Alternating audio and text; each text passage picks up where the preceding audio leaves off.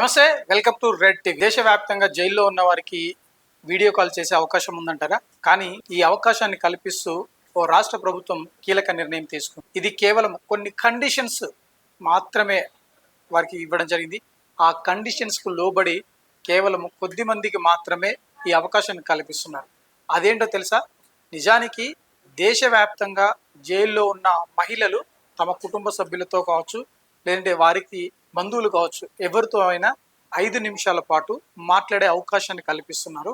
అది ఛత్తీస్గఢ్ రాష్ట్రంలో ఆ రాష్ట్ర ప్రభుత్వం జైళ్ల శాఖ తీసుకున్న ఈ నిర్ణయం వల్ల వారికి మానసిక ప్రశాంతతతో పాటు కొంత రిలాక్స్, వాళ్ళొక విశ్రాంతి లభించే అవకాశం ఉందని చెప్పి ఆ ప్రభుత్వం కీలక నిర్ణయం తీసుకుంది.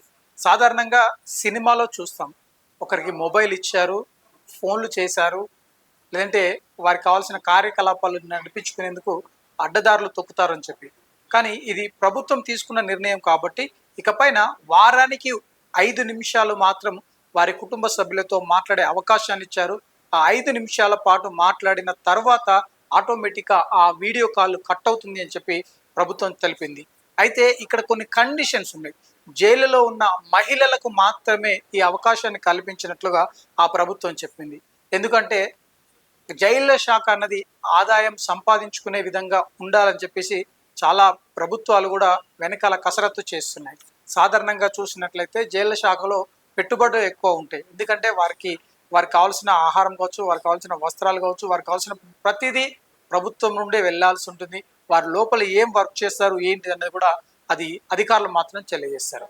అయితే ఇది ఇలా ఉంటే రాష్ట్రంలో, తెలంగాణ రాష్ట్రంలో ఏదైతే జైళ్ల శాఖ అధికారులు తీసుకున్న కొన్ని నిర్ణయాలు మనం చూస్తుంటాం.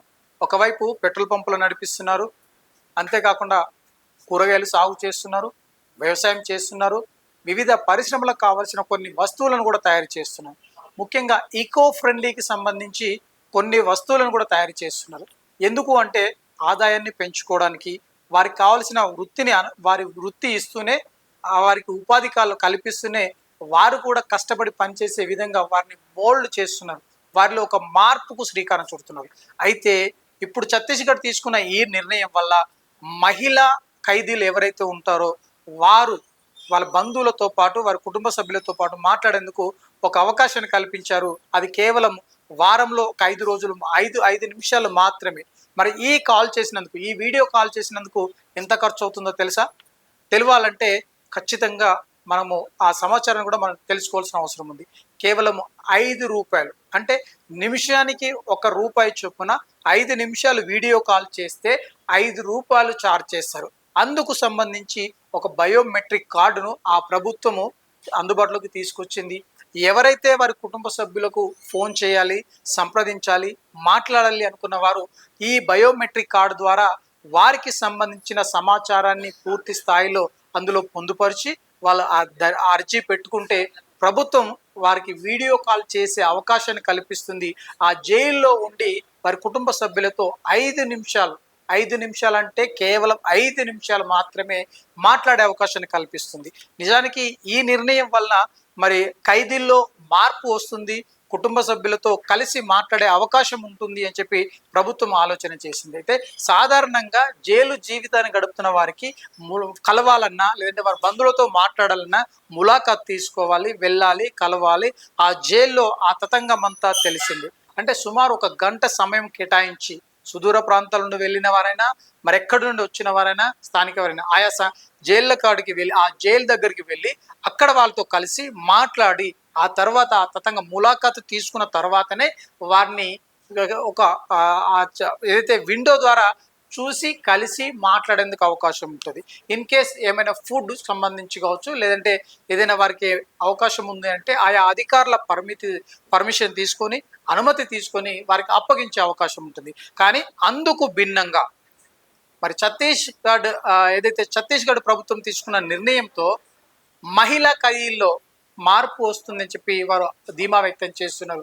ఎందుకు తెలియదు, కానీ ఇక్కడ మహిళా ఖైదీల సంఖ్య ఎక్కువ ఉందా, లేదంటే ఈ కేసులు పెరుగుతున్నాయా మనకు తెలియదు. కానీ వారికి మాత్రం ఇది అవకాశాన్ని కల్పించింది. దీనితో మరి జైళ్ల శాఖ దేశవ్యాప్తంగా ఉన్న అన్ని రాష్ట్రాల లో ఉన్న జైళ్ళ శాఖలు అన్ని కూడా ఇదే విధానాన్ని అవలంబిస్తాయా లేదా అన్నది భవిష్యత్తులో తేలనుంది. కానీ తెలంగాణ రాష్ట్రంలో జైళ్ళ శాఖ తీసుకున్న నిర్ణయం మాత్రం ఇటు జైళ్ళ శాఖకు ఆర్థికంగా కొంత లావాదేవీలు కొనసాగిస్తున్నారు, లేదంటే ఆర్థికంగా కొంత బలపడేందుకు అవకాశం ఉంది. అందులో భాగంగా ఖైదీల చేత వ్యవసాయం చేయిస్తున్నారు, ఆ ఈకో ఫ్రెండ్లీ వస్తువులను తయారు చేస్తున్నారు, కావలసిన కార్పొరేట్ సంస్థలకు కావలసిన కొన్ని వాటికి సంబంధించిన సప్లై చేసింది కూడా జైళ్ల శాఖ ఇవ్వడం జరిగింది. ముఖ్యంగా ఇక్కడ గమనించాల్సింది ఏంటంటే, ఒకవైపు వారి పరివర్తన రావడానికి జైళ్ల శాఖ అనేక మార్పులు తీసుకొస్తుంటే, ఆ మార్పుల ద్వారా వారు పరివర్తన చెంది తిరిగి మంచి ప్రవర్తనతో బయటికి వచ్చి సమాజంలో వారి కూడా గుర్తింపు వచ్చేలాగున ఉంటారు. లేదంటే వారిలో ఒక మార్పు వచ్చింది, సమాజానికి ఉపయోగపడే విధంగా మారుతారు అని చెప్పేసి జైళ్ల శాఖ మరి భావిస్తుంది. నిజంగా ఈ వీడియో కాల్ విధానం ద్వారా మాట్లాడితే ఒక ప్రశాంతత దొరికే అవకాశం కనిపిస్తుంది.